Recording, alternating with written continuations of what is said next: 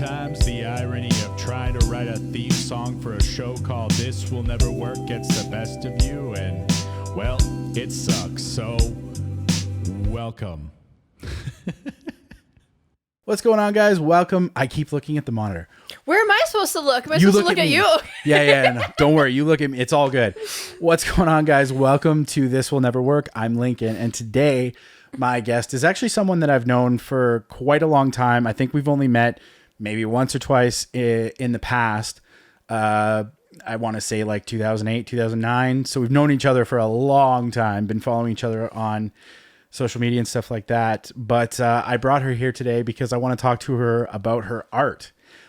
Please welcome Sinéad Ludwig-Burgess. Did I say that right? Yeah, you did. Yes. Hi. Hi. So welcome to the space. And I'm so happy to have you here finally, because we've been talking about this for quite a while. Mm-hmm. Actually, since I started doing this version of the podcast. I knew that I wanted to have you on the previous version, but that didn't work out, whatever. It's all good. Yeah, thanks for having me. Of course. So I've been following your career for the whole time you were going through school, and like the whole time I've been following you on Instagram and stuff like that. And I find what you do endlessly fascinating. Thank you. Because what is predominantly a male, what am I trying? What's the word? Profession, male-dominated environment. Thank you. Yeah. A male-dominated. And I'm not trying to mansplain this, but no, you're not. Yeah, I get it. It is a male-dominated profession, but you are by trade a welder. Mm-hmm. But you, are you a red seal welder? So I'm actually not by trade, but like if I wanted to, I could like. Well, this is what I want you to explain. Yeah. No worries. So, yeah, like you are a welder, and you weld for a living, but making art, and that is super fucking cool. Oh, thank you. So just run me through, like, how did you even, like, you went to ACAD for that. So like start there, like. For sure. I went to ACAD, and there's a lot of preliminary courses that you have to take when you first go to art school, like drawing and painting, art history.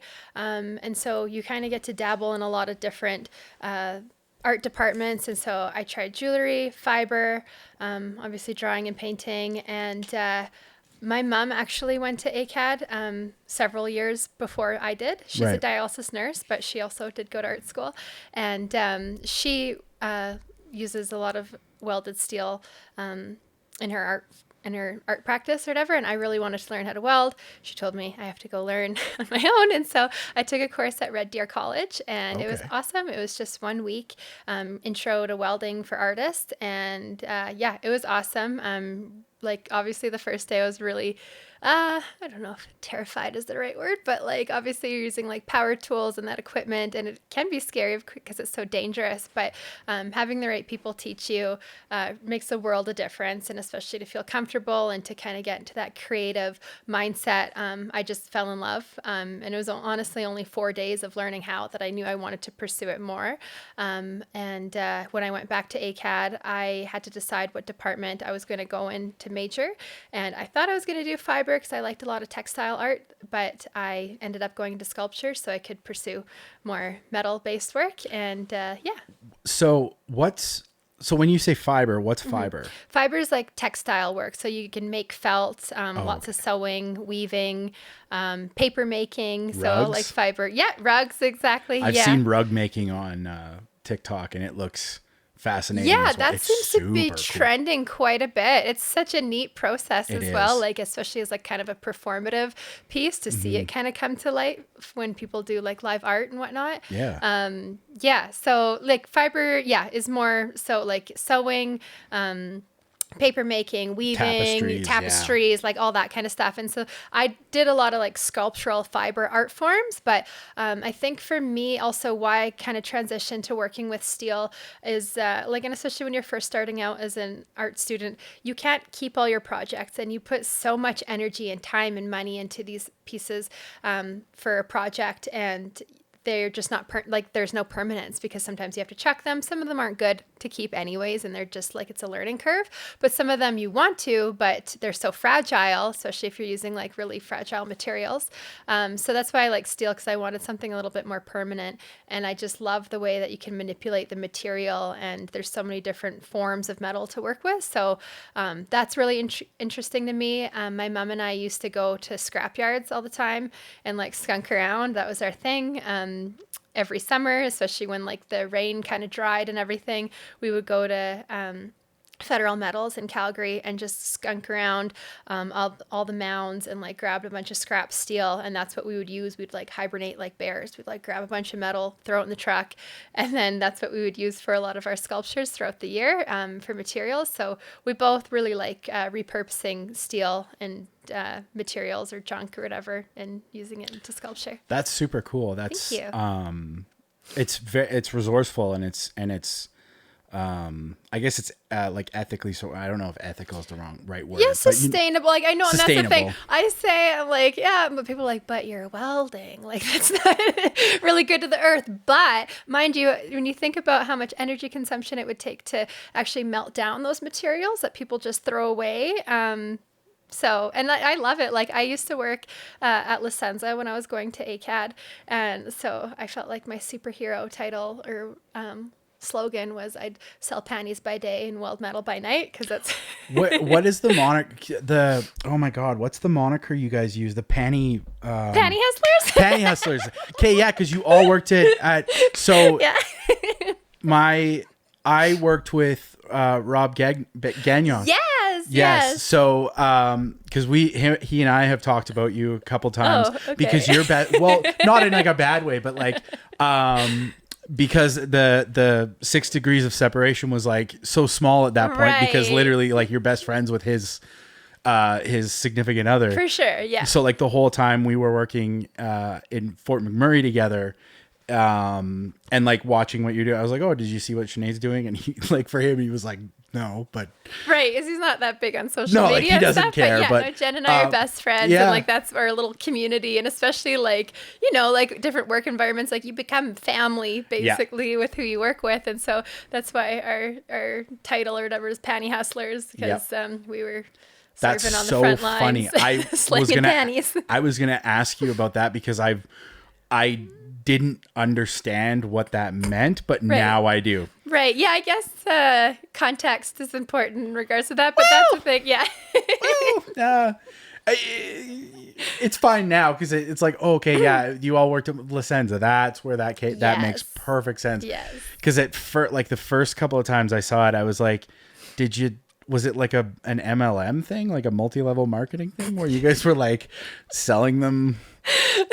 Our own like underground Victoria's Secret. Yeah, like I didn't know if it was, you were like doing the thing where, you know, like people from high school will message you and they'll be like, hey, I have a really exciting opportunity for you. And you're like, oh, like a pyramid scheme yes, with like panties. Pyramid scheme with right. panties. Yeah, no. I'm sure that exists. I'm sure. Well, if it's not out there, we should patent it if that's legal or something, because that's and you just call it Panty Hustlers. Panty Hustlers. Damn, I really should get on You that really name, should. because it's a good name. But yeah, it's like our group chat for everything, and it's just, I don't know, it's our little bond. Even though none of us work at La Senza anymore, No. I'm still like I say I'm a diehard Panty Hustler, and especially because it was so integral, like with my practice at the time and everything.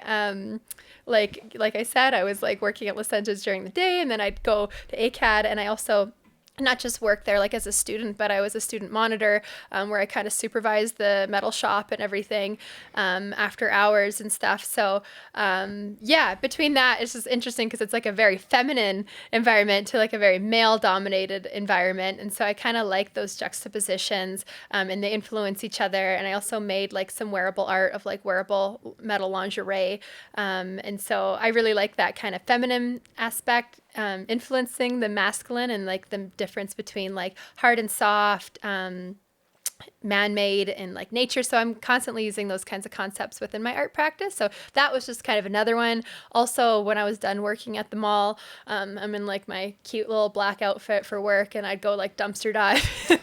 Like, I'd go and everyone's like, "Okay, going home." They're like, "Where are you going to?" I'm like, "Oh, I'm just waiting for my ride." And like I kind of go sneak back there, and like because there's a lot of like good stuff people throw away, and they're not recycling properly. No. And like there's like, and a lot of them are metal, or they're powder coated, or they're very well like designed or whatever, fabricated. And so I'm like, score. But sometimes I wouldn't have a magnet on me, and I'd be like, obviously by touch you can try to tell, like, is this metal, is this steel, is it aluminum, is it whatever, but I didn't know for sure. And so I'd be like, I'd take the bus and I'd be like, shit, I really hope that this is mild steel as I'm carrying like the 7-foot metal thing or whatever. Hoping and then I get home, stick a magnet to it just to tell them like, yes. So yeah, and that's part of the fun. It's just like, I don't know, like shopping is exciting and it like obviously can be a bit of addictive or whatever, but it's like the thrill of the hunt. So I think like between like dumpster diving or going to junkyards, scrap yards and stuff, like it's the thrill of the hunt. You never know what you're going to find. You might have something in mind that you want to make,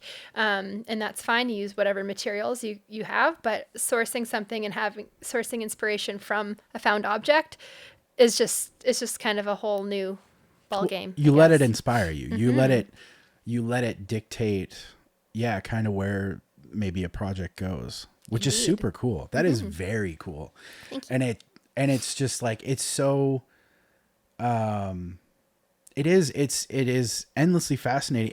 It shouldn't be in the sense where it's like, oh, look, because it's a male dominated industry and like, it's like, oh, look what she's doing over in this sector. Because really, the message nowadays, and the message that should have always been, is that like, women can do whatever they want in whatever industry. And that's, that is what that's what it should be. Mm-hmm. And so it's like we're seeing, it's like this weird, because it doesn't, there's a lot of people that feel it's performative. I'm going off on a tangent a little bit, but it's like, you know when, or like you see when these corporations, or like more specifically like recently like hockey teams, they're like promoting the fact that they're promoting women into these like important positions that have been male dominated the whole time, where they're like, it's the first female assistant coach and the first female blah blah blah. And even more recently it was like the first black GM like in the NHL in San Jose.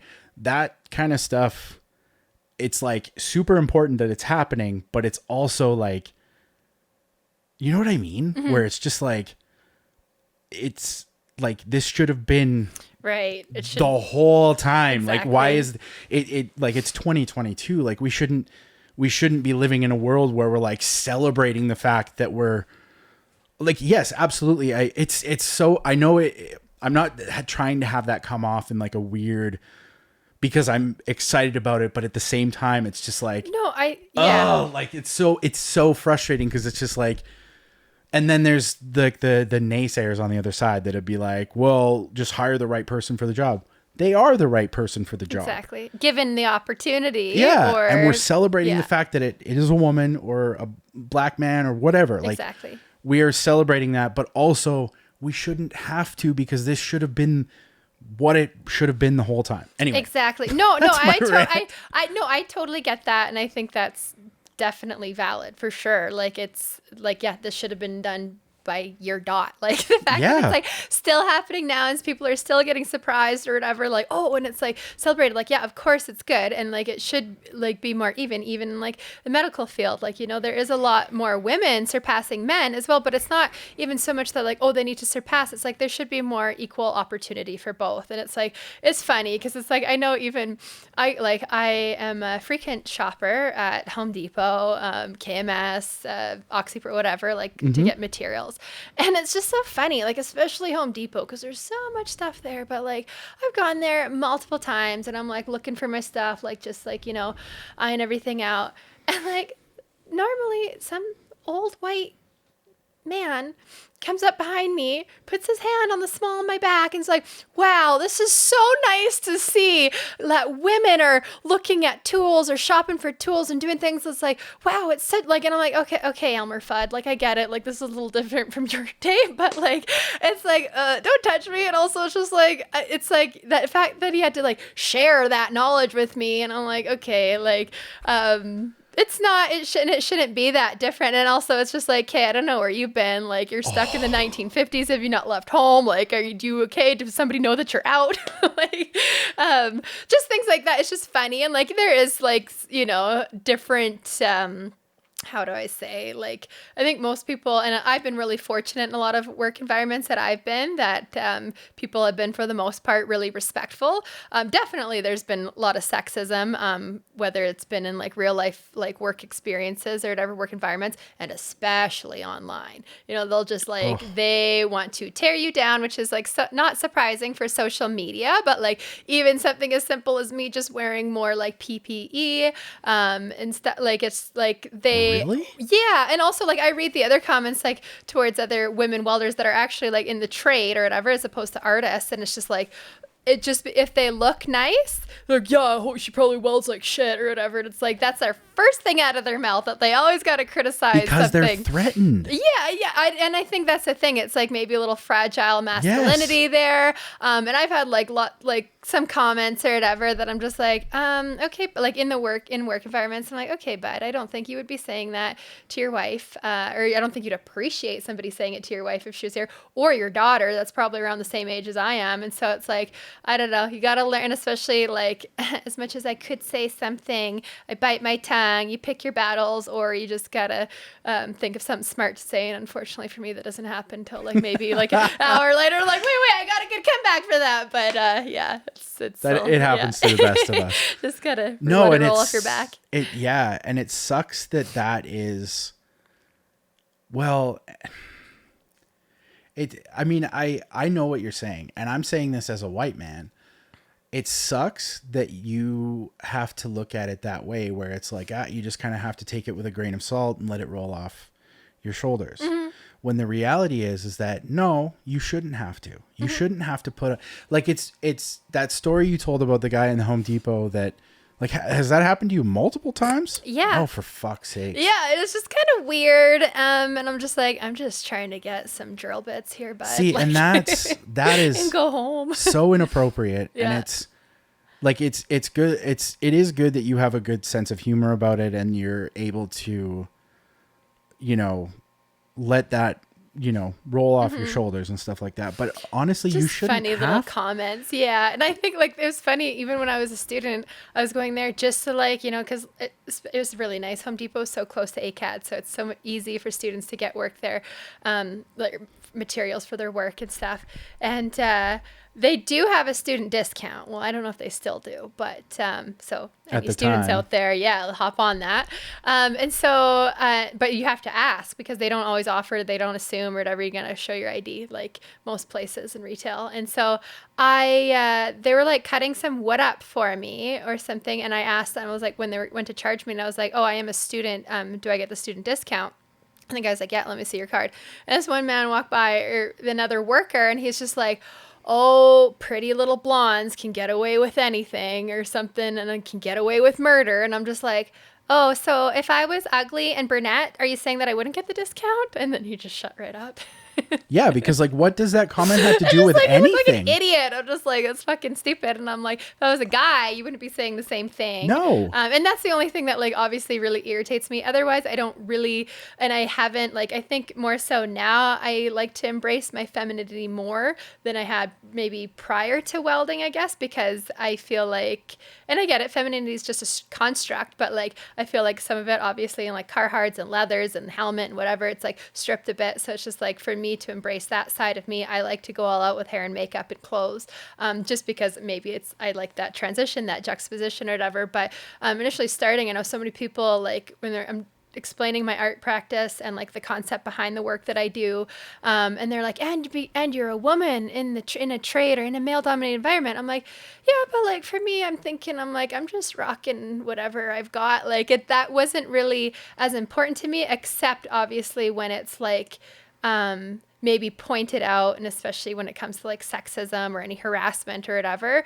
Otherwise, I'm just like, this is just the body God or whoever gave me. Like, I'm just doing what I love to do, and so I don't really think of it as that. Yeah. No, and that right there goes back to the point that I was trying to make before, where it's like, it literally, we put a lot of emphasis on gender roles and, like the sexism in terms of, who can do what and stuff like that.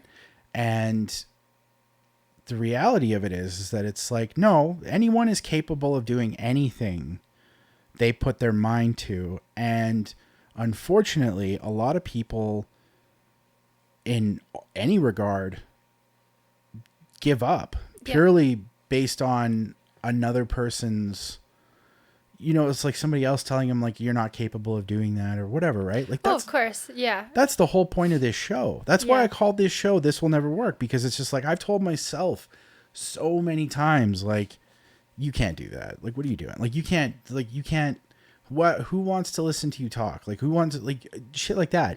Where in the reality of it is like, well, I shouldn't care if no one wants to listen to me talk, because I still should just make it to create something. Of course, yeah. And you're passionate about it, and you're good at it, and you like it, and it brings you joy, then nothing else should matter. The rest will come. Right. But like, you got it, and that's the thing. You have to obviously really believe in yourself when it is something maybe kind of out of the norm, I guess, whether it's artists or like any other field than maybe like more kind of corporate 9-to-5 work, right? Like, you obviously have to believe in yourself because you are your own boss. But like, there is so much criticism that comes with that as well. It's like, especially as an artist, like, I'm not really taken seriously in a lot of ways, but it's like, nobody's going to criticize someone that has a business degree.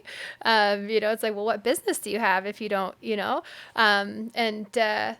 obviously, like, it's anything. It takes skills, it takes practice, it takes training, trial and error. I did not walk out of the womb learning how to weld, like, just like a heart surgeon doesn't know how to do surgery right away. Like, they went to school, I went to school, I trained myself, and like, you can be an artist without being formally trained, but there is still training. There's still your own education that you're pursuing, whether you're going to a post-secondary institution or not. So I think that's something people really need to take into consideration, and it takes a lot of self-discipline, like we were talking about before. Yeah, it does take a lot of self-discipline, and it's there's a lot of industries that are and I don't know what it is, and it's not like this is a new thing. It's been an ongoing thing like our entire lives, and for the last however many millions and billions of years.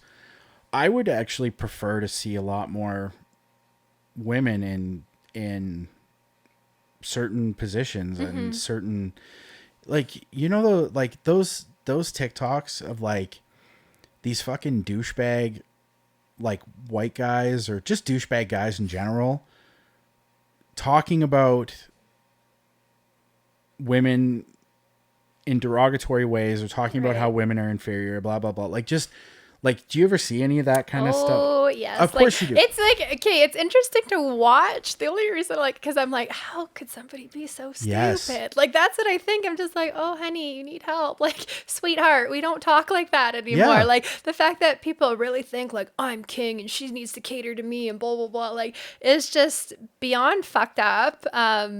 Yeah, and especially when information is so accessible now, like, there is no reason to be like ignorant, racist, like sexist, prejudice. Like, there's no reason. Like, you can, and obviously we're still continually learning, and you are clearly, a lot of people are speaking from an ill-informed place, but like, it's not like, okay, well, also anybody can go to the library, anybody can get a library card, but like internet is a lot more accessible. And especially if you can go to the library, like there's just like no reason. And especially when a lot of people like, it's like, you know, it's so accessible. It just doesn't make sense. It is fascinating how stupid people But are. it's also, the shit's kind of entertaining a little bit. But like, even though I know it's me and like for me to make fun, but like, I'm just like, ugh. And it's like, okay, like sometimes you got to hold back. I'm like, do I want to be an internet warrior today? Or do I have a lot of other shit to do? Probably the latter. But like, sometimes you just want to like, almost educate or put them in their place or whatever. But there's some crazy people there online. very, very rarely jump into like I very rarely get into keyboard fights with people because I'm just like, it's so draining. I've only done it like a few times and I'm like, holy, like it's very draining. And it's like, yeah, you do have to cut off. And it's just like, oh, it's just some bored person hiding behind a screen, like, you know, but yeah. It's stupid. Mm-hmm. I cannot stand that shit. And people get off on it though, in a big way. And I don't understand that at all. I do not understand why people love trolling people online and why they just love being so antigonistic. I do not get it. Yeah, I think it's just addicted to the drama. I guess. Like, yeah, it's just a little toxic. Yeah, it was super toxic. It's super, super toxic. Hate shitty people. Mm-hmm. So, jumping off of shitty toxic people. So well, we've talked about that, like being your own boss thing. So you are full-time, like you're a full-time sculpture artist. Yeah. Which is so cool. Thank you. Because that, like, you've literally created this job for yourself. And I mean, what could be cooler than that? Where you're literally hanging out in your shop and like, I see your Instagram posts like every day where you're just like, yep, you know, in your PPE and like, just welding away like all day, every day. And so how does that come about? Like, are you commissioning pieces? Are you okay? Yeah. So it's a bit different. Like, and it changes all the time, which I think it's just good and bad, I would say, because it's not consistent, which I like because I think I get bored and depressed when it comes to mundane. Like, of course, I've done like a lot of other work that had nothing to do with my art practice to like keep the lights on and to like support what I wanted to pursue. And also like, and I think you can agree in your line of work, like, yes, I am doing what I love. I am doing what I'm passionate about, but not every day is play. Like not every day I love making the work I do. But unfortunately, sometimes it's like, maybe I don't always feel motivated to go into the shop, but it's like, I literally went out for like brunch with a videographer friend of mine on the weekend or like last week. And we were having a similar conversation and I asked him, I said, how often do you hate like what we do? And he was like, every day. And I was like, yeah, me too. Well, it can suck the joy out of it sometimes when it's like, you're not doing it just free time here and there. It's not a hobby. And it's like, it might've been a hobby at one point. And I think a lot of people get that misconstrued that like, oh, you never have to work a day in your life because you're doing what you love. And I'm like, I do not love grinding. I do not love like working my ass to the bone. That is one of the worst fucking lies in the history of man.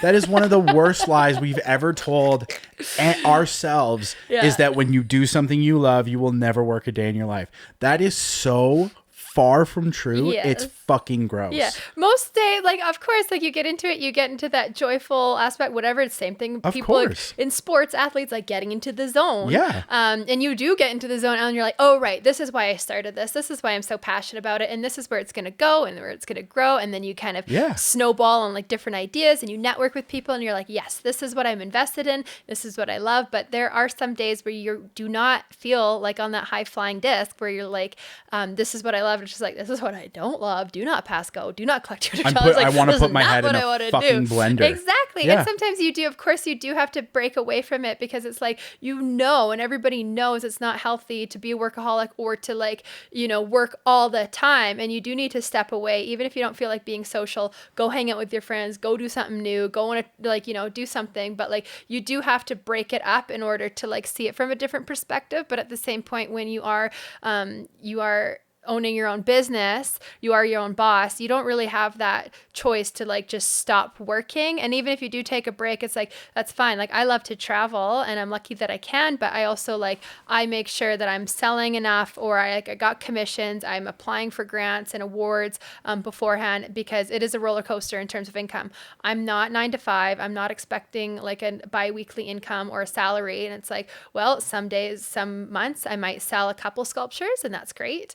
Some I might sell 10, but then there's several months where I'm making new work. And so it's irritating because it's like when people are like, oh, how much did you make from that? And I'm like, okay, like, do you ask lawyers? Do you ask doctors? Do you like ask other people like, how much did you make today? It's just like, stop treating me like I'm a little kid at a fucking lemonade stand. Like, that's not like, since when did that become okay or like polite or reasonable by any means? But so that's the thing. It's like, if I tell them, it's like, okay, I sold a sculpture for $2,000. It's like, oh wow, you're rich. I'm like, can you live off $2,000 for a year? Like, what are you talking?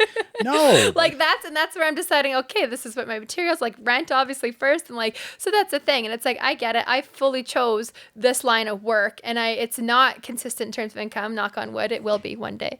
But that's the thing. Like, I am really fortunate right now that I am a full-time practicing studio artist, but it is still pretty new in terms of like it being the first year or so that I've actually fully committed myself to being a full-time practicing studio artist.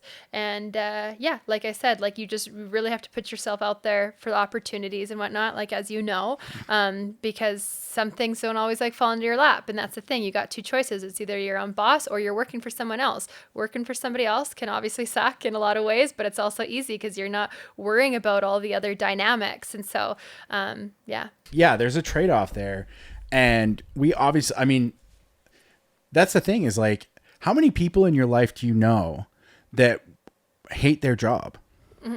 A lot. Yeah, exactly. And especially our like parents' generation and generation before, it's like, you know, there's different expectations, or like, you know, you go to school and then you get an education and you're going to work forever and then you can, you know, but it's like, unfortunately, like even like people with multiple degrees or even getting their masters are still not getting full-time employment. So that, and paying off those student loans still. Exactly. Yeah. Yeah.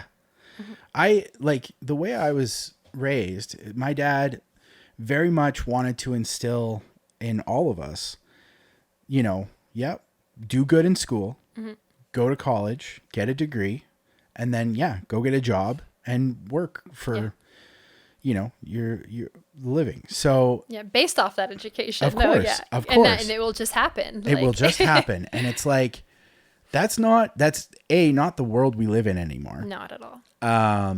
Because there's people that are, I'm sure there's people out there right now that have, you know, worked, you know, 4 years for their degree or more, and they're getting to the end of it and finding out it's like some of the stuff is outdated, because that's just how it happens. Exactly. Especially in like the, you know, the advancements in technology that happen like every single day. Like shit gets outdated every single day.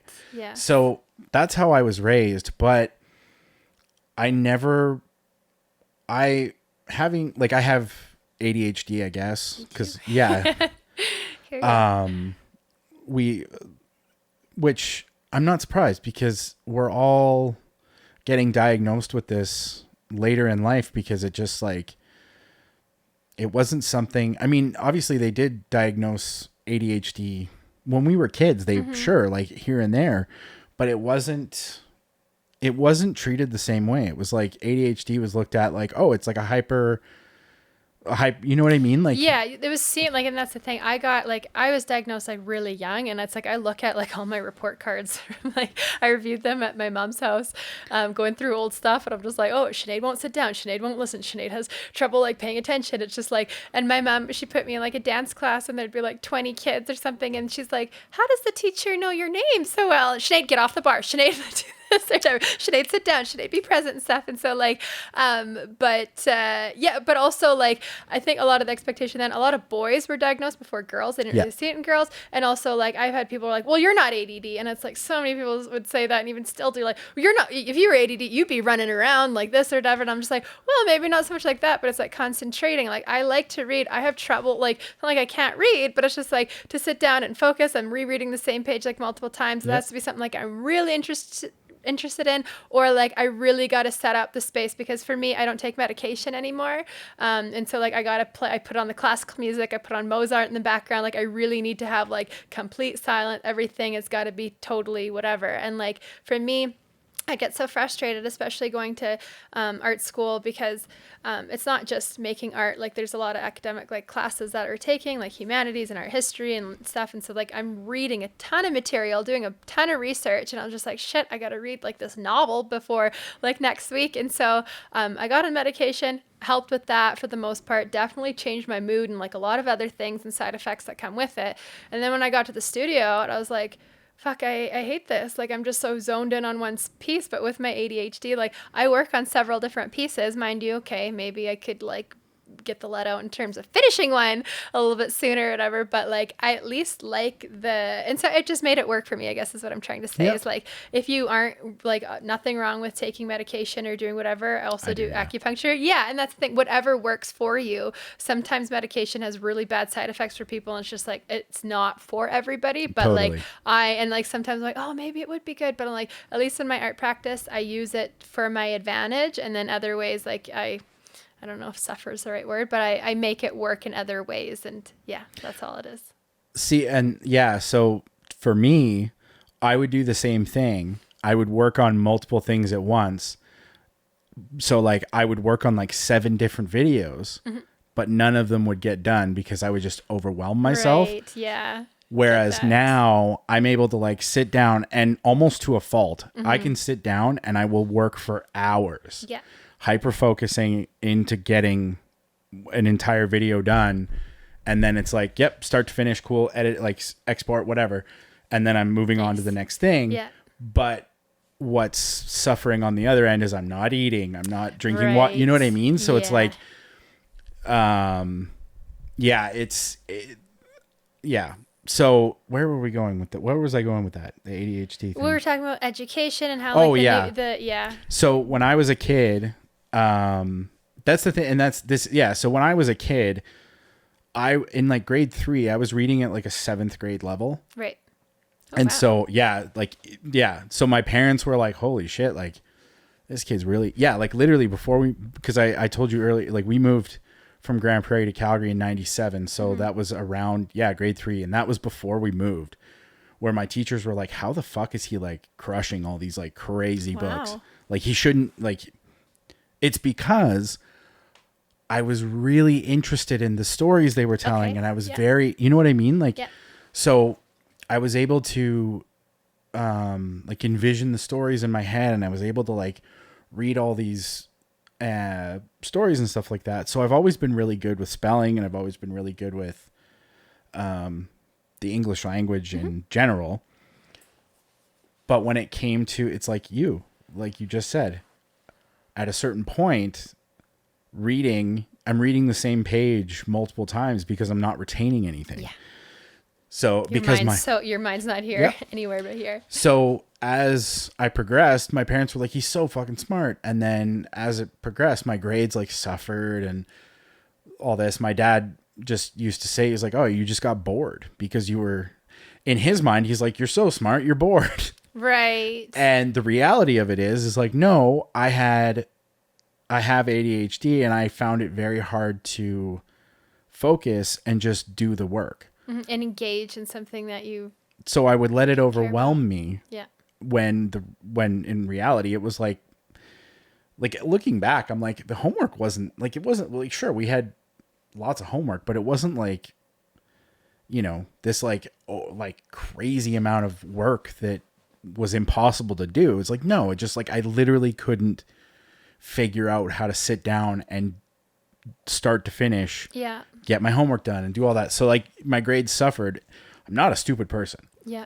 I just I just physically could not do school. But that is hard also, because it's like so hard not to feel like you're done when it's like you can't concentrate. Like I know I went to so many different schools. Yeah. Like I went from Catholic, public, private, back to whatever and stuff. And it's like, especially big classrooms, like, oh man, like it's not like I didn't know my shit to do the test, but I'm just like, shit, that person stood up, and like this person's sharpening their pencil behind me. Like there's too much going on. Put me in another room and I was fine. And I did super good on the test. And so it's just like those little adjustments help, but it's nice that there's a little bit like almost like sensory deprivation you need. Yeah. That's a good because then you're because your senses are overwhelmed in terms of like you're focused on everything going on around you instead of the test. And I didn't even finish it because I'm like so distracted by everything else going on. And I'm like, it's hard not to feel dumb. I struggled with school so much, and then until I went to art school, and it's like that's what I flourished. Like, hey, my grades weren't the best. No, but like you felt I was more so invested. fulfilled. Like I loved art history.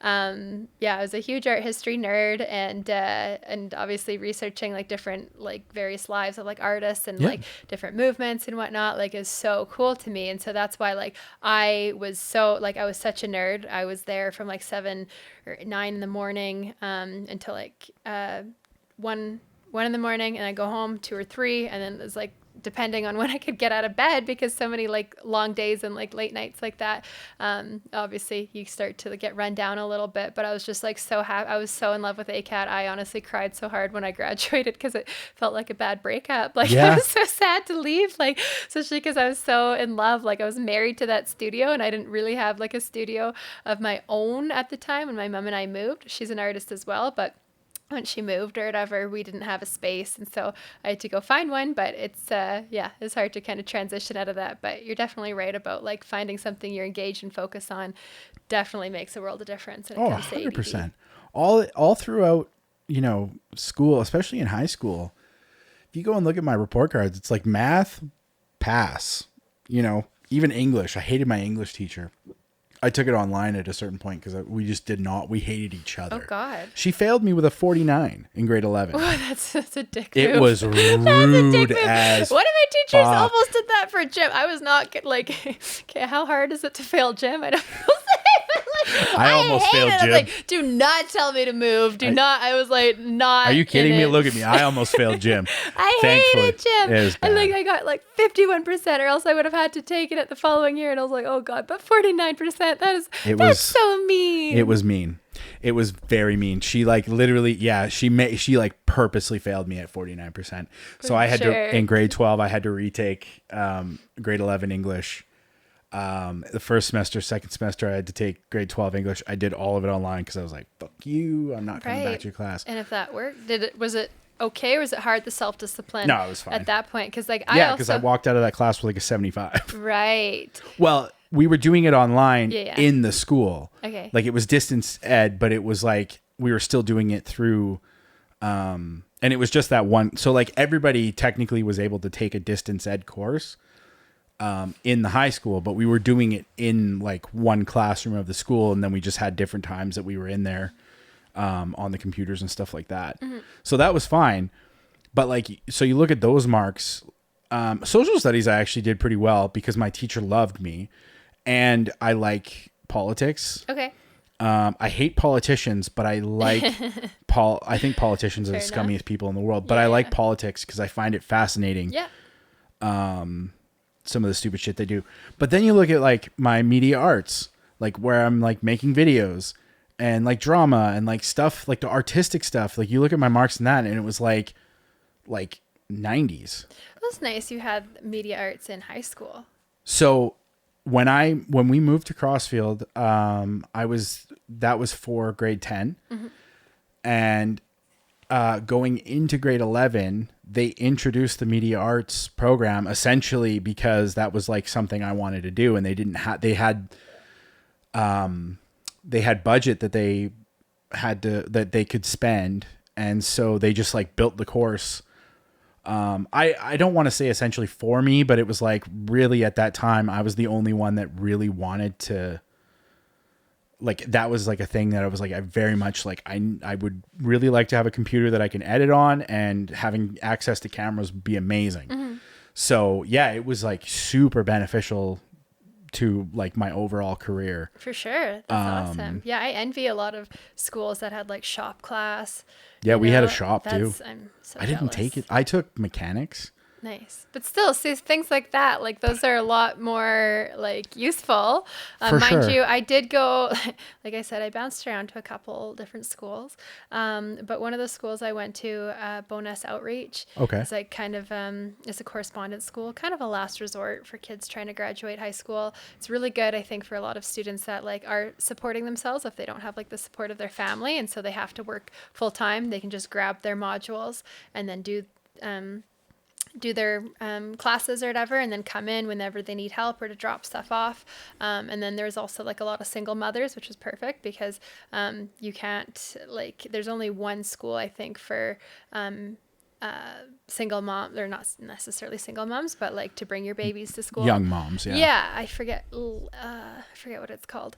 But yeah, there isn't a lot of options, so it was really convenient for me. I was kind of maybe just a little bit of a shithead and just wanted to go. I was going to say, you weren't a young mom. What are you talking about? Okay. I know. You were For just me, my best friend went to that school, and so like okay. after bouncing around to so many different schools, we were separated, and we were like wanted to get back together and stuff. And so maybe, and because like you can come and go anytime you want, like of course self-discipline is important as for other people. That like God. I had a nice family, like I was supported, whatever, and so like maybe we would just maybe stroll in when we'd want to and leave when we'd want to, or whatever and stuff. And like that's the thing. It's just like shit. Like especially with my ADD, like I need structure. Like I need to like have a like in order to learn. Like it was really hard to be more like self-taught. Mind you, like you go there and you like there was one teacher for every subject, and that you would like maybe get help with, but then you might be waiting because it's not like a class structure or anything.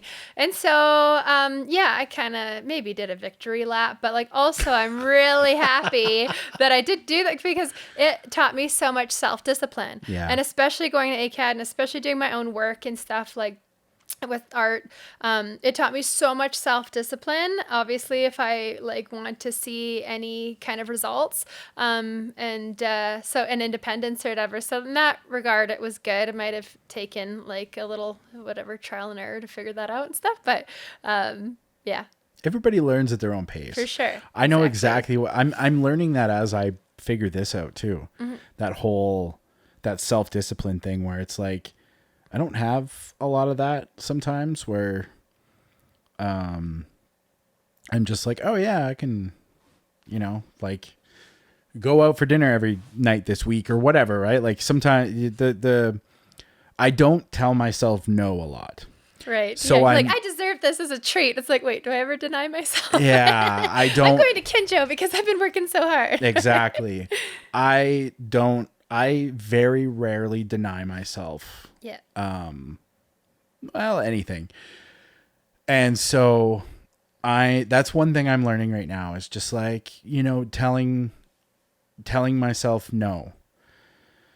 It's hard because when you want something, when I set my mind on something that I'm like, I want that, or I want to do that or whatever, I hyper focus on it. And it's kind of like, until I either obtain it or do it or whatever, it's like the only thing. But why is that necessarily a bad thing? Are you saying it's a bad thing, like if it distracts you from Sinead. something? Sinead.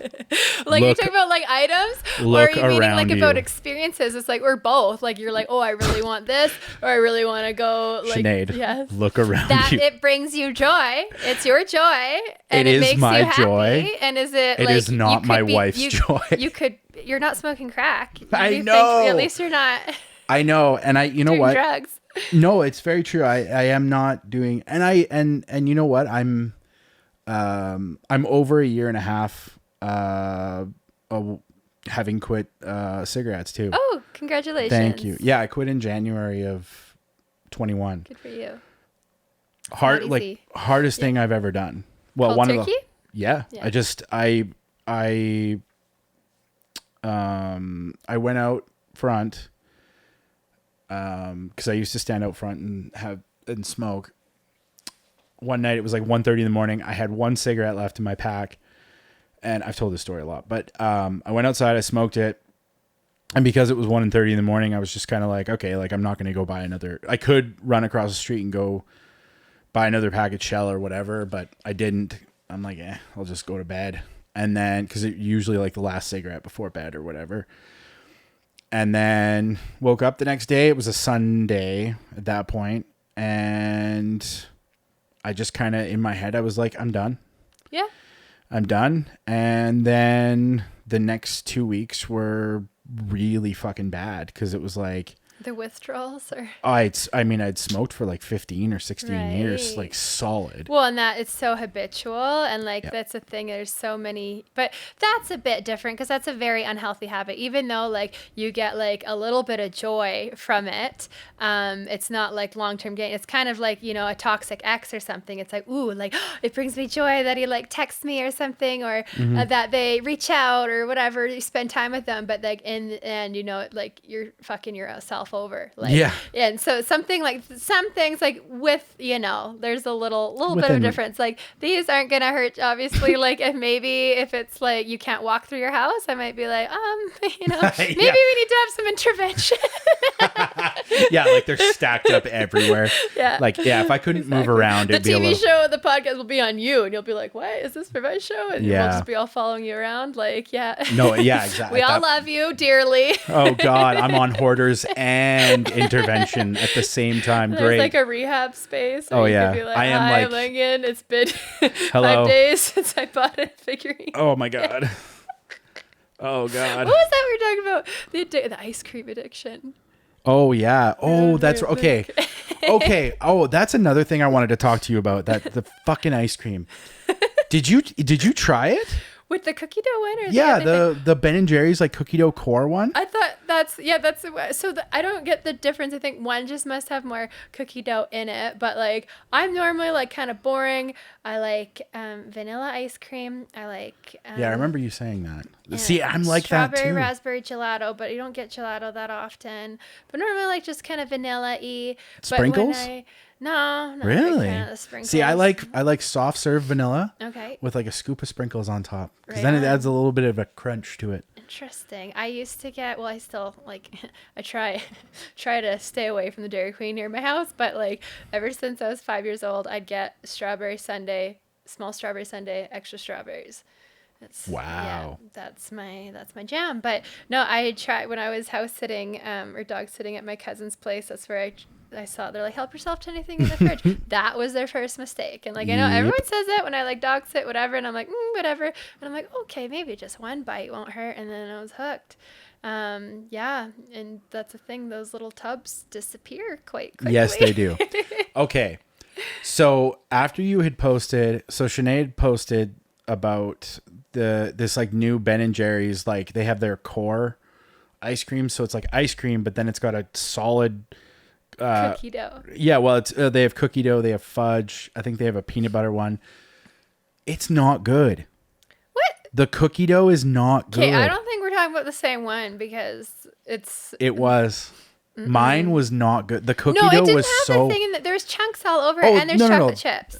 Okay, yeah. No, their regular cookie dough ice cream is good, but the cookie dough. Getting offended. No, it is good. How dare you? No. The cookie dough like core one with like the huge like log of cookie dough. Okay, no, I didn't have that one, so I can't speak on that. Why was it? Why was it? Because the cookie dough tasted so. Oh. Like. What a disgrace. Chemically and just like terrible. It tasted terrible.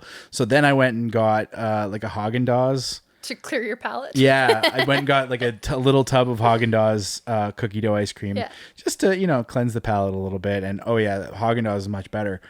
But to that point, we literally have a Dairy Queen across the street. So like the other night, I looked at Kristen. I was like, "What do you want for dessert?" And she's like, "Blizzard."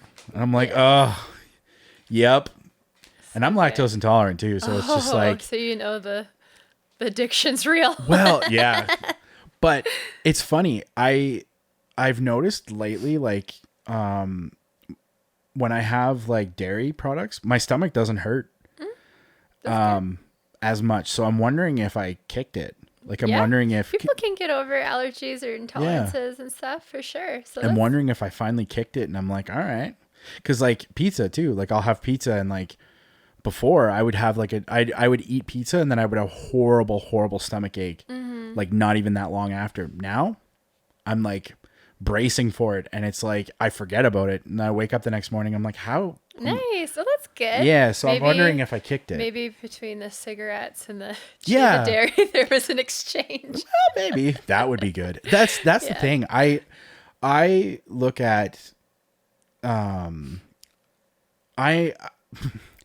texted in that first week when I was going through like literal withdrawals. Like I was sitting upstairs in my chair, like watching TV, like, you know, like when you see people going through like heroin withdrawal and like movies and stuff. It wasn't quite that bad, but I was hurting. Like it's one of the worst things I've ever gone through, trying to kick nicotine. And I don't like vaping, so I was like, I don't think it's a good alternative, to be honest, because there's so many, like, you can get moisture in your lungs. Like, people are like, oh, it's a healthy alternative. It's like, it's not. Just quit, because it's kind of, I don't know. Like, you don't necessarily need to wean off like you might some other drugs or like alcohol, where you only can have like a little bit. Like,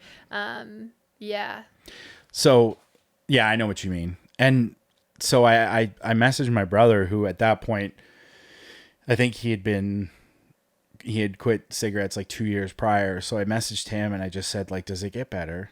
Aww. Because honestly, in that moment, you are so like something that I've habitually that I've done for 15, 16 years. I'm now trying not to do. And I remember he was very, very kind about it. He texted me back and he was just like, it does. He was like, dude, you got to hold on. Like, just hold on. It does get so much better. Mm-hmm. And sitting here now, thinking back to that, like a year and a half out, I'm like, it was the best decision I ever made. It's literally the best decision I've ever made in my entire life. And it's funny how, like, so my goddaughter's 2, she's like a little bit, like 2 years and 2 months or whatever. So I didn't make that decision based on her, but the more I think about it, I think subconsciously it kind of was. Mm-hmm. I think because like she was 6 months old at that point, and I think by that point I had met her once. Yeah. And from the very first time that I met her, like her and I bonded really and really your quickly. World probably changed so much, like not even just thinking about like long term about your health, but also like the image and like, you know, because kids are like sponges, and so like you clearly, like, you know, you're going to be an integral part of her life, and so like what kind of figure are you going to be? So. And I want to be that integral figure in her life. And so it's funny because my grandmother, when I was born in 88, she did the same thing. I was born and she quit smoking. Aww. Because she didn't want me growing up like around that, and you know all that. It sucks that like I grew up and started smoking, but right. But like some things, like especially when you grow up and see, like it's no different than like maybe excessive drinking or whatever it is, or just like certain even behaviors, even if it's not like necessarily substance abuse. It's just like that's what you kind of normalize, and that's, you know, and it just those things can definitely change your like health and everything like going forward in life. So I think it's nice if obviously you can set the parameters for like a more safer, healthy environment growing up, and those are just little changes that obviously takes a lot of you do have self-discipline. What are you talking about? Like that's a huge thing. Yeah, I know. And I definitely have willpower. No, you're right. I don't give myself enough for yourself. But that's the thing. It's like with that or with work or anything, it's just like the long-term gain. And so like obviously, you know, clearly I don't need to tell you what the long-term gain of like quitting smoking is, but like also like even like you putting in work and like for all the editing and networking and things that you have to do, and you're traveling, you're going to Vancouver next week, like some things or whatever, it's just like, ooh, like you might be exerting like a lot of energy, or you're giving up a lot of things and events, but it's just like, you know, it's worth it in the end. And so it is. Well, and that's the thing. And to that point of even just like narrowing that down to like networking, when I'm meeting people, I don't want to stink like cigarettes when I'm like meeting new people, especially if they're just like, because like that could influence what they think of me, where they're just kind of like, oh, he's a smoker, like, you know, we don't want to work with him or whatever, because they have their own, you know, thoughts on that or whatever, right? Like I'm sure I'm speculating a little bit. People get shamed a bit more because it's not as like I think so many people have quit for the most part. It's just not as like common. Obviously, we've come like a long way from like smoking on airplanes and in cars with kids and like in the mall and stuff to you know, well, designated remember when we were areas. kids and yeah, exactly, like restaurants and everything. Smoking or non, it's like, does it matter? Exactly. The whole restaurant smells. Everything. Yeah, exactly. So, and then now it's like, I know anybody that does smoke, it's like, it's almost like shameful. Like even if people, but it's just like, yeah, you got to go out this door and through that door and around the corner and got to go 15 feet away from the building. And then you can have your cigarette and hopefully it's not raining by the time you get there. Yeah. And it's almost like it's just, it's wild to think how much personal growth have actually, like when I sit and actually like think about it, because like I have spent a lot of time over the last 2 years working on bettering myself because I spent so long not focused on those kind of things and just like, you know, just kind of like, it doesn't matter. When the reality of it is like, no, like your mental health and your physical health, they do matter. Of course. So, you know, smoking, you know, half a pack of cigarettes every day and like eating garbage food all the time, that's not good for you. It really isn't. And I mean, when you're young, you think you're invincible. Of course. Yeah. that's the fallacy of life is like when we're young, like even when I was young, you don't, Well, yeah, you need to find a better like work-life balance in general. It's like, okay, yeah, of course you just kind of go through Monday days where you're going to school or you're working for somebody else and like whatever, and you fit in when you can. But now when you realize how important your physical, like until you don't have it, like of course we all take our health for granted until you don't have it or you're close to somebody that doesn't have it and whatnot. So like, I think just understanding, and I feel like I've had to reflect on that a lot, working for myself or whatever, and like I can't work all the time. Welding is not healthy. Even in inhaling welding fumes is equivalent to like a pack of cigarettes, and so that's why a lot of life expectancy for welders is quite short. And so I wear my PPE as much as I can, but I also try to balance it. Like I'm in like such a stuffy, like, you know, fumey area. I try to get out in nature as much as I can. Like I actually really love walking. I walk my dog every day, but like just to kind of be more immersed, also for like my mental emotional health, because it's like I think I can be go, and then I do get myself like overwhelmed. I want to do all these projects or I'm doing them all, but like I'm not really seeing the end result so much. But like sometimes, and like that's the thing, it's like I do yoga and I meditate every single day, every morning, but like that's not necessarily for everyone. I think there's so many different forms of meditation for people, and sometimes like that's just like crazy for some people to sit in silence. Like sometimes you listen to music, you listen to water, or you do whatever act, but like something to kind of just let go of like the resistance, and so you can kind of see something with a set of fresh eyes.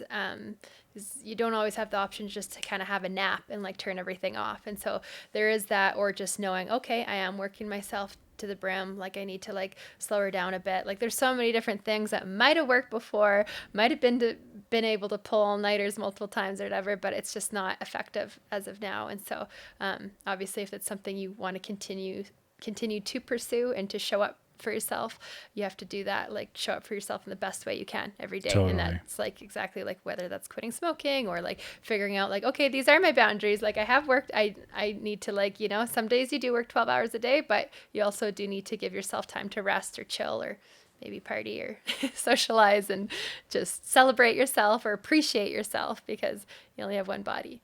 No, that's so true. And I mean, I've spent a lot of time, I spent a lot of time just like sacrificing myself for the benefit of another company or time with family for a company that, you know, you think at the time they actually give a shit.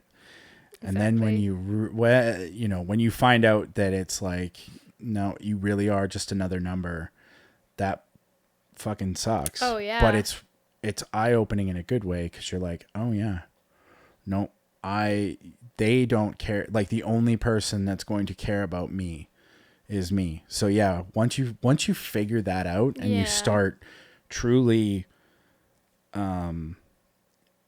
living for yourself, and not in like a selfish way. I know what you're saying. Like not, but you're shifting the focus. yeah. In a healthy way. Mm-hmm. That yoga thing, my health and wellness coach, she's taking a break right now because she needs A break. she needs a mental Yeah. break, and I totally get it. I think we're gonna carry on in the fall, I think. That's awesome. But yeah, a good friend of mine that I went to high school with, we've been working since. It kind of sucked because it was like we started working together in February, and then I got COVID again in March, so I had to take like 6 weeks off because I absolutely I like got COVID, and then I got better, and I went way too hard at a hockey game, and it like all the symptoms, like I wasn't testing positive anymore, but like all the still like the symptoms came back like worse. So I I had a cough for like 5 weeks. Or 6 weeks. It was awful. Yeah, it just shakes your whole body. Yeah. And yeah. Well, yeah, you've had it a couple. 2 Yeah. round 2. We've had a lot, yeah. So, because I remember, hurt steel. I think, did you message when you messaged me? You were like, when you had it the second time, was it worse, or who was it? Yeah, no, I did. I asked, like, it was because, like, everybody says, like, everybody's a COVID expert. Like, oh, it's not as bad if you got it the second time. It's like, fuck off. And they're Yeah. like, oh, you're not going to get it the second time. Or you're not going to get it twice. It's rare that you'll get it twice. And especially if you've got your booster. It's like, hey, Yeah. shut up. Everyone shut up. And yeah, exactly. We're the experts here. Yeah, I know. We've Yeah, got- so you messaged me. You were like, when you had it the second time, was it like worse or Not as as bad? Yeah. And I was like, no, it was worse. Yeah, mine was Well, it was weird. worse in a different way. Yeah, exactly. Because like, and it's also weird because like for me, I hadn't been sick in a couple years, and like Yeah. I have been like kind of prone, like I a weak immune system or whatever. Yeah. And so like I think also I don't know if the first time was necessarily that bad for me, just because like I've been sick, so I felt like I knew I was being a little bit of a wimp, like ugh, like, but sore throats are hard. Like it's just hard to eat, swallow anything, whatever. So yeah, that. It's kind of my thing. And then the second time around, I was like, oh, fuck, here we go again. And I was like, okay. I'm like, the thing is I used to have insomnia, and like, I loved the symptom of like being tired of sleeping. Like that was like, I'm like, this is my favorite symptom from COVID, because like and that's how I knew something wasn't right, besides having a little cold, whatever, like things. I was like, I'm sleeping again, finally. So like I slept really good for 3 days, and it was awesome. But otherwise when I knew I was getting better because I was having trouble sleeping again. And then the second time I got it, I was like, okay, here we go. Shouldn't be so bad. That's what they say. And so yeah, famous last words. And so like, whatever, little sore throat, little fatigue, again. And then I was like, okay, I think it's getting better. It was like one day, and I was like, oh, I think I'm getting better. Next day, no, like that was bad. Yeah. And then I noticed like I had this funny feeling on my tongue, and I was like, that's weird. I'm like, kind of like where my tonsils are, I guess. I'm like, okay, it's just like a sore throat thing. And I'm like, no, it feels really weird. And then look in the mirror, and my tongue was so swollen on my right side. And I was like, yeah, that's kind of odd. And I'm like, I'm not allergic to anything. And so I was like, I'm like, I've never checked out my tongue so much in the mirror, like looking and stuff. And I'm like, is this normal? And I'm like, I got so much to do. I'm like, I don't really want to go into a merge. And that's like, because I don't really think it's an emergency. Like, it's not like it's getting crazy, like exasperating that You're like, much. I can whatever. still I'm like, breathe. I'm like, because there's like 2 days. I'm like, oh, maybe I should just call HealthLink. And I call Oh HealthLink, my and I'm like on the phone with them. They're like, no, get to emerge right now. I'm like, I'm like, shit, I got shit to do. And I'm like, I got my leathers on. I was just about to go work in the shop. And I'm like, okay, whatever. So I go, and like, sure enough, like, it wasn't really that much of an emergency because it wasn't actually getting that much bigger.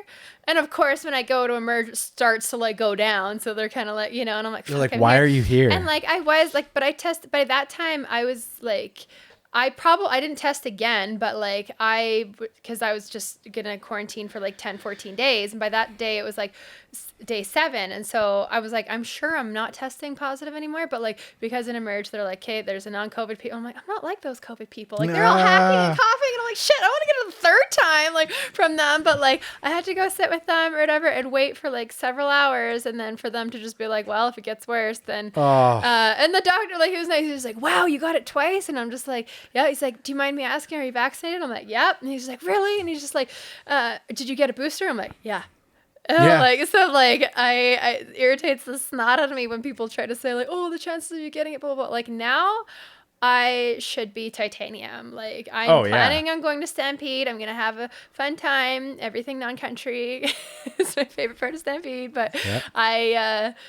I'm just like, I don't have an option. I've been sick 3 times this year and that's enough. It's only half. I know. half It's the like year. 2 years of being healthy. Exactly. And then all of a sudden it's like, yeah, we're 6 months into the year. I've been sick twice. You've been sick 3 times. That's It wasn't COVID the 3rd time, but it was worse no, than but it's COVID. still, yeah, it's like enough. And Come it on. is interesting when you say like, yes, some of the effects like at the hockey game that they kind of came back tenfold. I had some things I'm like, no, I'm not a long hauler, but I'm like, I've had like serious stomach issues and stuff. And like, I've had like some kind of mild form of like Bell's palsy way before, like not the vaccine, like way before.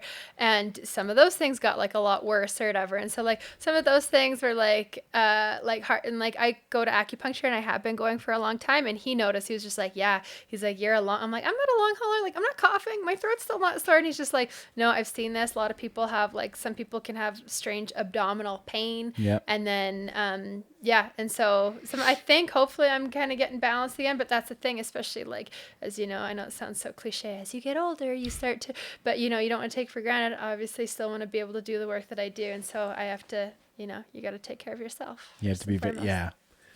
Yeah, you got to be very, very careful. I think, so my health and wellness coach, one of the things she has suggested to me is the meditation and yoga. So I think I haven't started doing it yet, but I'm every day an inch closer. I go, oh yeah, I got to start doing that. So I think that's something that I'm going to, because I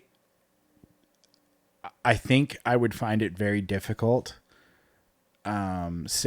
not sitting alone with my thoughts, but just like sitting in silence for an extended period of time, because I in my world, I exist in a world that is like 100% stimulation. Right. Yeah. 100% stimulation from the time I wake up until the time I go to sleep, and even while I'm sleeping.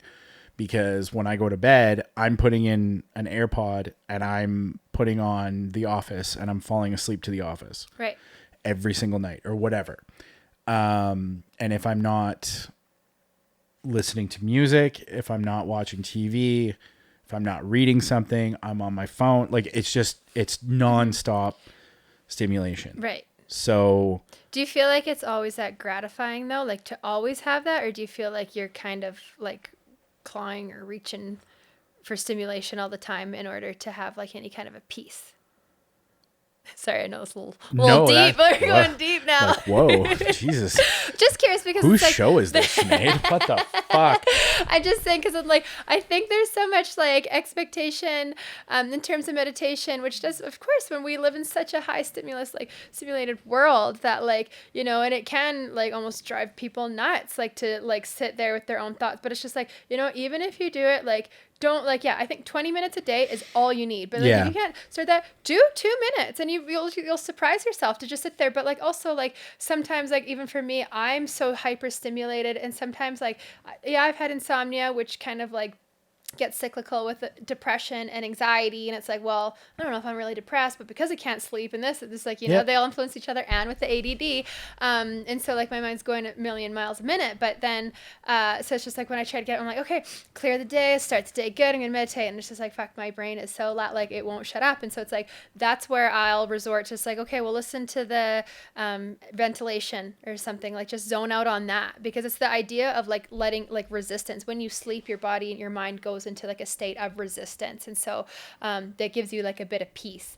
So if you can't like, and it's nothing wrong, it's like if you can't just meditate in silence, or like listen to water, or listen to like some music, chanting is really good, because that's a stimulating thing, and it also like vibrates the whole body, and so it's hard to really focus on much else when you're like humming a word or saying an affirmation or a mantra, and then you feel the whole vibration throughout your whole body, so you are so like in the now. And that is the whole, like I like, here I am, not like a meditation expert or anything, but I'm just saying like what kind of works for me, because like some days I am really really good and I can just go in silence and it's awesome.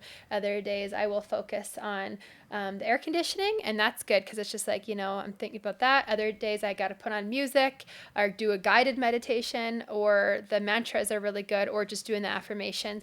And sometimes it's like, okay, I'm too distracted. It's like, well, just stop, because you're just going to frustrate yourself more by like trying to be here now. They say do it first thing in the morning to like set the day, set the tone, but sometimes it doesn't work out that way. And if you do it at like 6 o'clock at night or 11, that's fine. But like, just do what works for you and don't beat yourself up if it's like, oh, I'm not doing it like this way, X, Y, Z, and da-da-da, because it's like, ideally, it's just to kind of give you a bit of a sense of peace and focus. And I think that's the, totally. And that is the biggest piece of all of that, I think, right there, is the being kind to yourself, because there is no one particular way of doing anything. No. Yeah, exactly. Just like, well, like in schools, like, you know, for especially ADD, it's like not all one person can learn the same, a group of people can't all learn the exact same way.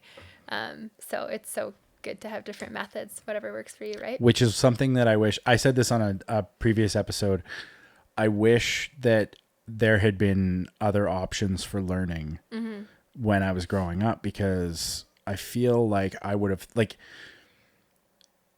I said this to my friend who's actually a teacher. If I could have gone to school and taken a math class where all of the math that was taught to me in song, I'd be a mathematician. Right. I could literally be a rocket scientist, because I would know the math based on being able to like recite like a catchy tune. You know what I mean? Stuff like that. So you're right. 100%.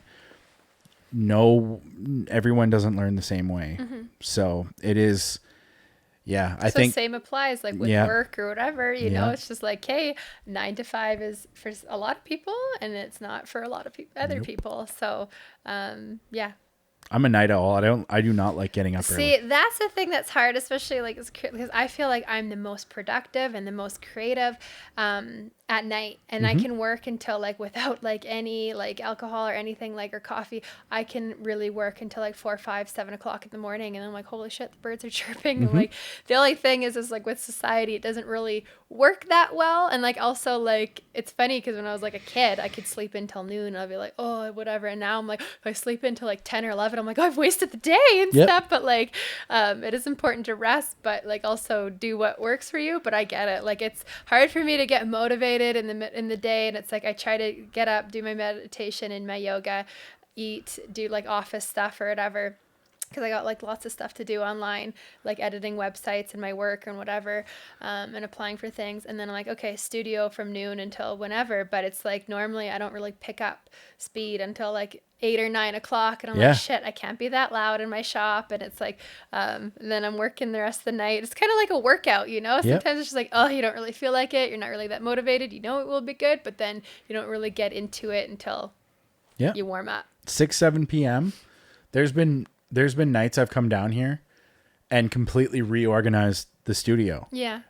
Until like 2 a.m. because I'm just like, ooh, I could do this. Or I'm down here and I'm like, ooh, I have an idea, and I like film it. And then I'm like working on the whole thing and like editing it until, but that's the thing, you got, especially as a creative, you have to strike when the iron's hot. Like you need to, that's the thing, it's like you can't just like, especially if somebody was to hire you or something, it's just like, well, to use your creative energy during this amount of time or something, it's just like, you got to set the parameters for yourself. But it's just like, if you have an idea, you got to roll with it. And then working inside a box is not the best. And I know you know that. Yeah. Well, some people it might be, but no, I cannot. Like I need more freedom. I need to, in order to enjoy it, because if you're not enjoying it, then it's just draining you, and that affects your health mentally. And I feel like you and I have a lot of the same sensibilities and a lot of the same experiences when it comes to trying to figure out life, navigate, especially any kind of balance for, which is good because it's like it's comforting knowing that like you're not alone in terms of some of these experiences, because some of it can be very like alienating and isolating. Oh, course. Yeah, because there isn't like necessarily a standard or a method. And I'm sure you've been told like, oh, it's really hard to make it in this line of work. And I've been told like so many times like, oh, what are you going to do with a BFA, a bachelor of fuck all? And I'm like, all right, thanks. But like, oh, it's really hard to make it as an artist. But nobody says like, oh, it's really hard to make it as like a teacher. It's really hard to make it as like a psychologist and stuff. And it's really hard to make it as an engineer. In general, yeah, exactly, for sure. And so like when you hear so many of those things, it's like, hey, but there is so many different avenues. There is so many different opportunities. And to like not like, I heard this one talk, which is really interesting, where it's like they're saying like, okay, you think of like this young little skinny kid and they're like, I want to be a football player, and they're like super short, super scrawny, whatever. And it's like and they have this dream and they're so excited to do it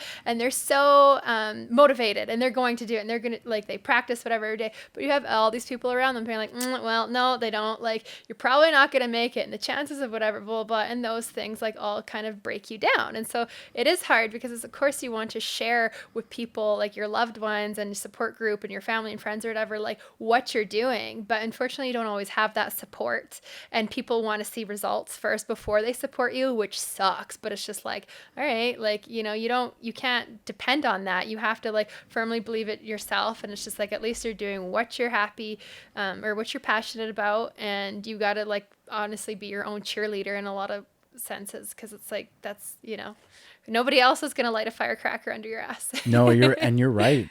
That's such a good point. And it's kind of sad, and it's not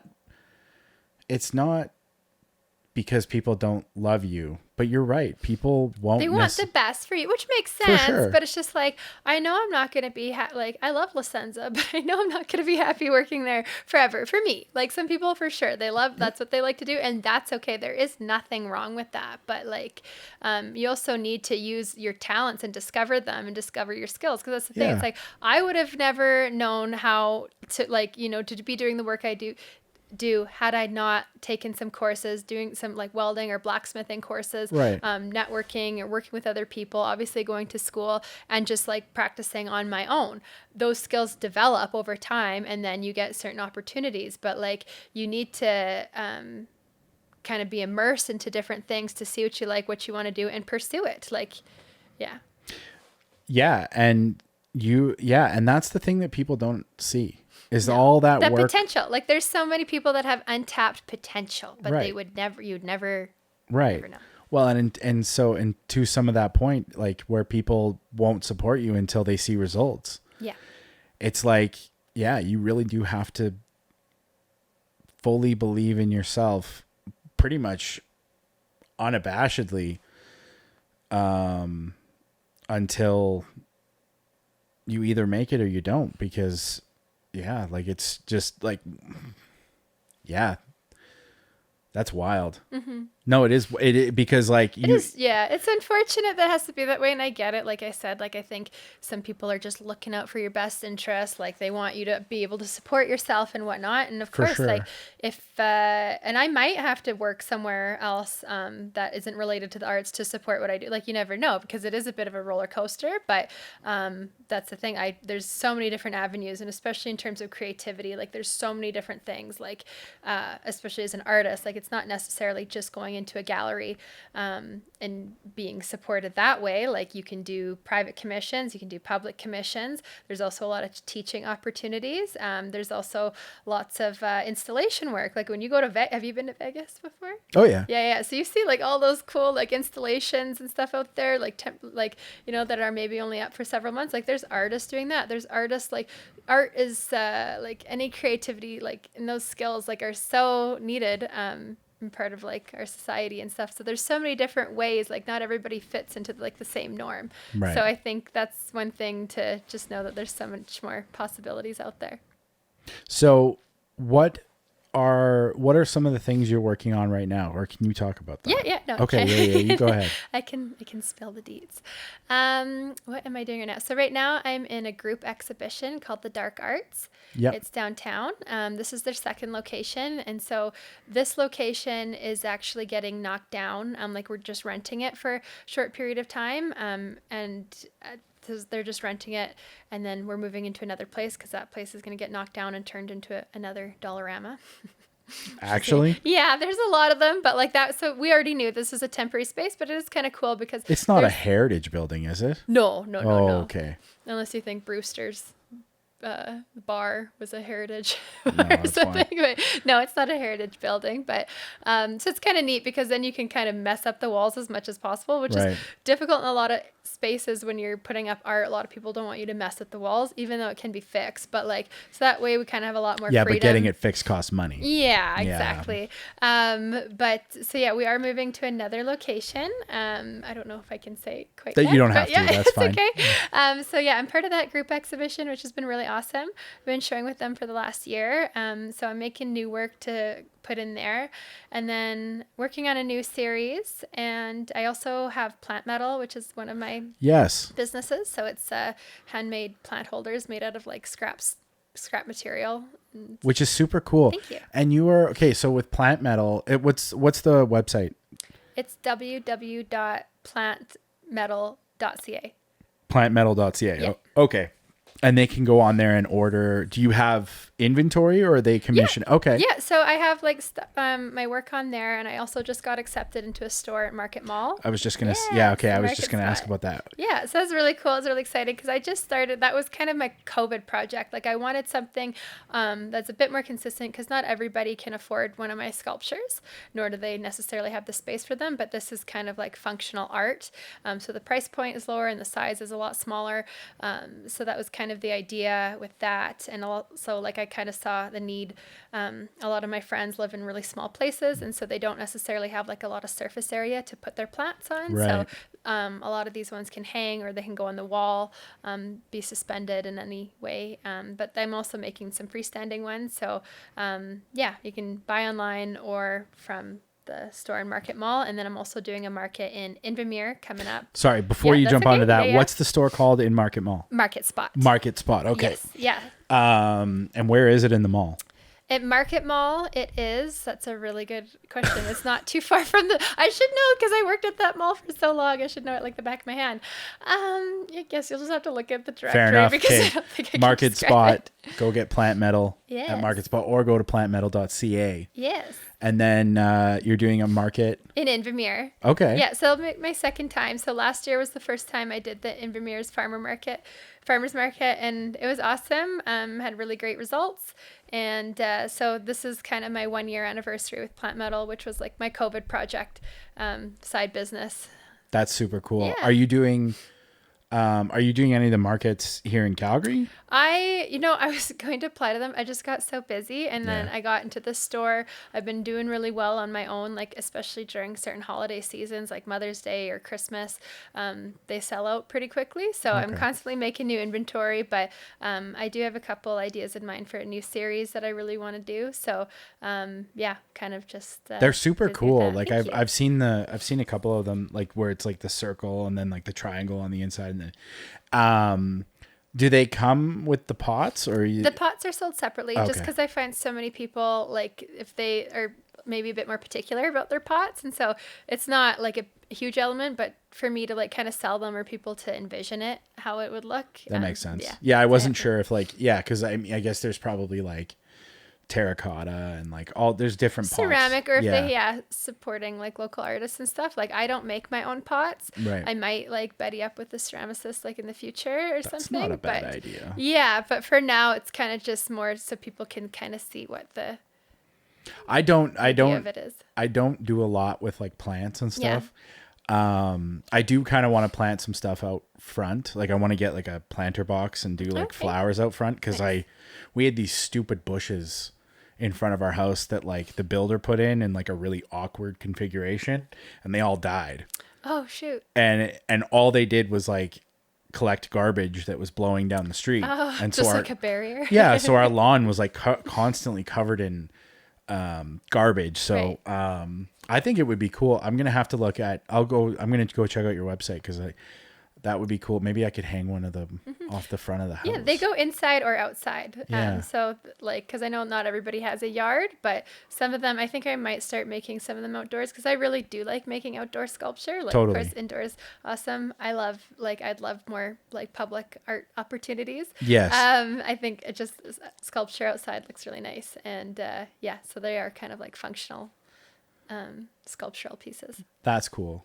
I guess one more thing before we cut it off. What is one of your what's like your favorite, do you have a favorite like sculpture you've made, or like a favorite like art piece that you've built? Yeah. That is a tough question. I know. Yeah. I think for me, my favorite would probably be the one that I did for SAIT. Okay. I did one for Green Building Technologies office building on the SAIT campus. And so it just goes right outside their office there. And they're more interested in like sustainable like resources. And they do like a lot of, what do you call them? Solar panels. Solar panel. Yeah. Like that for a second. So it was just really neat, especially like working with them. I love the challenge and like working large scale. So they saw some of my work at a show and sale at ACAD, and I use like a lot of organic references in my work. And so they asked me if I'd do a public sculpture for them. And I got to work on campus and use all their resources. Their shop was so cool. It was like Disneyland for welders. Wow. So that was a really cool opportunity. And so, yeah, it was just really neat. And I used like a big piece of scrap metal that I got at Federal Metals as well to kind of incorporate like man-made and nature kind of coming together. And so that piece is probably my favorite. And other than that, like, I think it's not so much like the end result of the piece that like I love per se. Like, of course, I might be biased on whatever aesthetic or appearance, but it's more so like it's just such a different, and it's like a relationship, I guess, the experience, like working through and like all the processes and everything that you're learning and going through at the time that kind of influence the work in the end, I guess, as opposed to the end result. And like, I know they say like, whatever, it's like, oh, the creative process is always such more enjoyable than the end result and blah, blah, blah. I'm like, okay, well, talk to me when you're trying to get 7 sculptures done. You can't focus on fully completing it. But yeah, otherwise, it's about the journey, not the destination. Yeah, exactly. But I think honestly, if I don't finish pieces that I don't like, and so every piece I like, for different reasons, but I think in terms of like the scope of the project, the public sculpture at SAIT is my favorite. And is it still there? Yeah. Okay, I'm gonna have to go check that out. Yeah. I haven't been to SAIT in a long time, but Yeah. I want to go walk the campus because I sure. did go there when I was younger. Right. Go walk the campus. Now that COVID's kind of not done, but like lightened up a little bit, I want to go check it out and For sure. go see it. Well, thank you so much for coming and doing the show today. thanks for having This me. was actually such a pleasure. Yeah, this was really having nice. you. Yeah. And it's like super cool to hear about how you got involved in doing that and kind of like where it's, taking you and stuff like that. Cause it's been fun to watch. Thank you. So it's a lot easier to ask you in person, like Right, how, all this stuff. For and sure. instead of just like messaging you on Instagram. yeah. Because I don't want to ask you like 900 questions. Be like, how did you get started? Like, How are you inspired? Yeah, exactly. Yeah, exactly. So no, this was actually so much fun, Yeah, this and was fun. we'll have you back in a few months, and then For sure. see what you've done, then see how Plant Metal's doing and stuff Yes. like that. But yes, thank you so much. Go to plantmetal.ca. Where else can they check you out? Also, my website is www.sineadludwigburgess.com. Just my full name. So, 'Kay. yes. And then what do you have on your website? Just like all I have your sculpture. Yeah. So Okay. I have sculpture on my website. Plant Metal is the plant metal stuff. Okay. Yeah. And then my Instagram, you can see a lot of my work on there as well, which Which is is welding welding- _princess403. Welding_princess403. Right. Okay. And then the plant metal is plant.metal. Oh, I gotta follow that one. Plant.metal. Yeah. Okay, cool. Okay. So yeah, go buy some Plant Metal stuff from Sinead. Go follow her on Instagram and stuff like that. So thank you so much Thank you. for doing this. I'm Lincoln. Sinead. Let's try again tomorrow. Bye, guys. Sometimes Sometimes the irony of trying to write a theme song for a show called This Will Never Work gets the best of you, and, well, it sucks. So, welcome.